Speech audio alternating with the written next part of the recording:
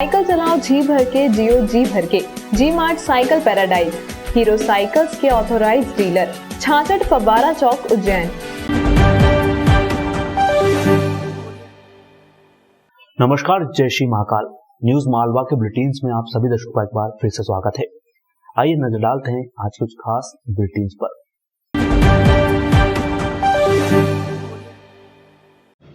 प्रसूति में दलाली का अड्डा बन चुके जिला अस्पताल के प्रसूति गृह यानी चरक भवन से बेहद ही शर्मनाक वीडियो सामने आया है। चरक भवन में सफाई का काम करने वाली महिलाओं के बीच अस्पताल में ही जमकर हाथापाई हुई। चोटी पकड़ा पकड़ी और घिसटमार युद्ध के ये सीन जिस वक्त अस्पताल में चल रहे थे, यहाँ प्रसूताओं के कई सारे परिजन भी मौजूद थे।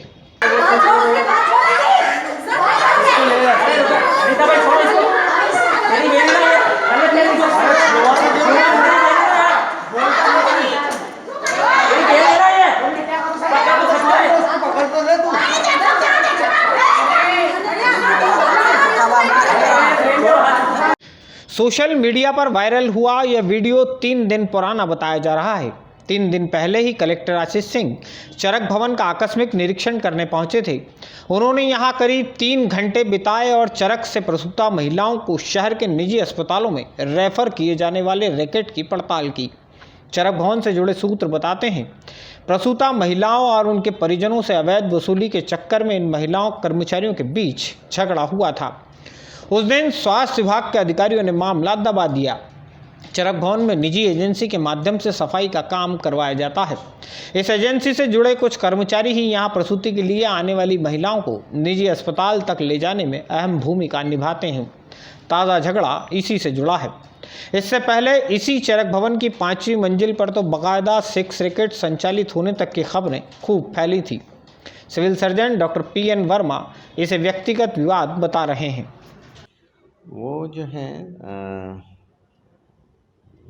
ठेकेदार की कर्मचारी हैं और बाइयाँ हैं। वो उनमें कुछ आपस में व्यक्तिगत कुछ रहा होगा, उसकी वजह से झगड़ा हुआ और हमने जो ठेकेदार हैं उनको बोल दिया है कि दोनों बाइयों को यहाँ से हटा दीजिए। उन्होंने बोला है कि वो हटा दिया है, शायद कल से नहीं आएंगे।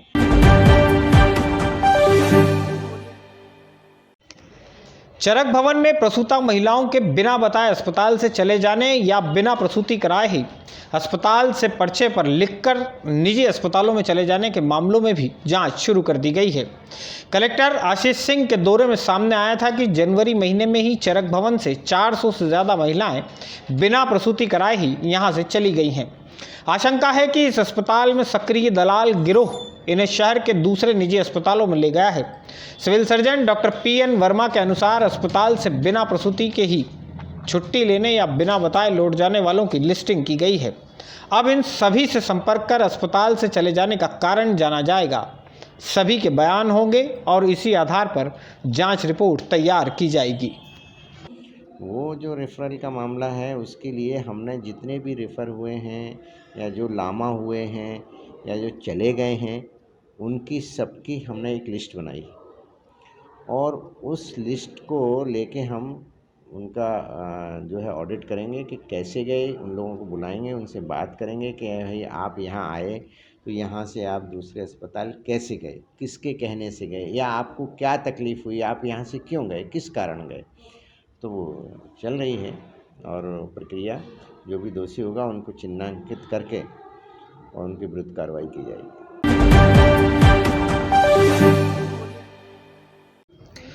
कोरोना का संक्रमण एक परेशानी जो पिछले 1 साल से नहा धोकर पीछे पड़ी है। भले ही वैक्सीन आ चुकी है, भले ही लॉकडाउन के लोग अभ्यस्त हो चुके हैं, भले ही बाजार वैकल्पिक दवाओं से भरा पड़ा है, लेकिन कोरोना का डर अब भी आम नागरिकों के मन में किसी न किसी कोने में जमा हुआ है। शुक्रवार रात को एक बार फिर से जिले में कोरोना के 8 नए मरीज मिले हैं। इनमें से 7 तो उज्जैन शहर के ही हैं। 252 टेस्ट रिपोर्ट से 8 नए मरीजों की पुष्टि हुई है। यदि आप कोरोना को हल्के में लेने लगे हैं तो कुछ आंकड़ों पर ज़रूर गौर फरमाइए। 20 फरवरी से 26 फरवरी के बीच हमारे ज़िले में कोरोना के 43 नए मरीज सामने आ चुके हैं। इस अवधि में ज़िले में 1570 टेस्ट हुए हैं। जिले में जो 43 कोरोना नए मरीज सामने आए हैं उनमें से 36 उज्जैन शहर के हैं। हमारे ज़िले में कोरोना के 57 एक्टिव केस हैं। दोस्तों, आपसे गुजारिश है, इस संक्रमण को हल्के में बिल्कुल मत लीजिए। हर रोज़ की हमारी लापरवाही हमें भयावह स्थितियों की ओर ले जा सकती है। मास्क और सोशल डिस्टेंसिंग का पालन अब भी उतना ही ज़रूरी है जितना पिछले महीनों में ज़रूरी था।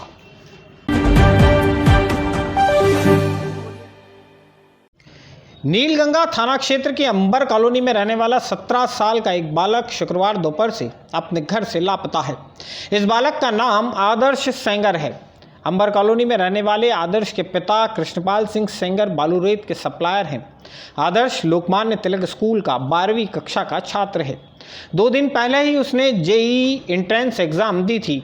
शुक्रवार दोपहर वह अपने घर से स्कूल जाने के लिए निकला था। इसके बाद वापस घर नहीं लौटा। आदर्श ने नीले रंग का लोअर और टी शर्ट पहन रखी है। परिवार वालों ने स्कूल में जांच की तो शुक्रवार दोपहर तक स्कूल में ही उसकी मौजूदगी मिली थी।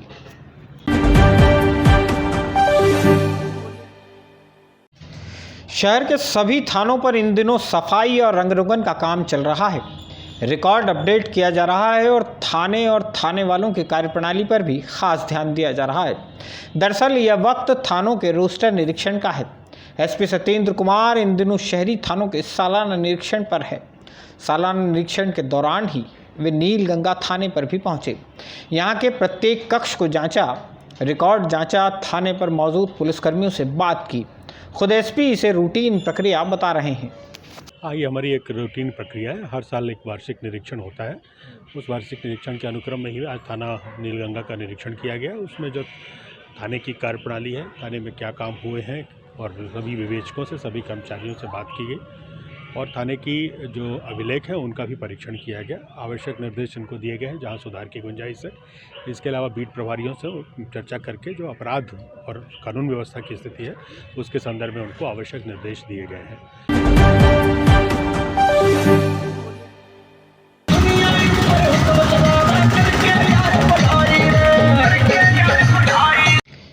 ईश्वर स्वरूप संत रविदास जी के प्रकट उत्सव के अवसर पर सर्व रविदास अनुयायी समाज द्वारा शनिवार को टावर चौक से भव्य रैली निकाली गई। यह रैली शहर के विभिन्न मार्गों से होती हुई रामघाट के नज़दीक संत रविदास घाट पर पहुंची। यहां भव्य आरती की गई।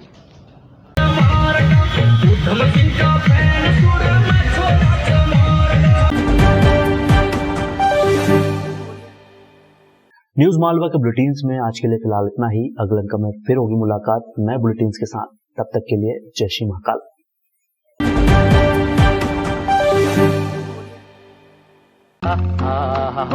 वाह, ताजगी का दूसरा नाम फेमस गोल्ड टी।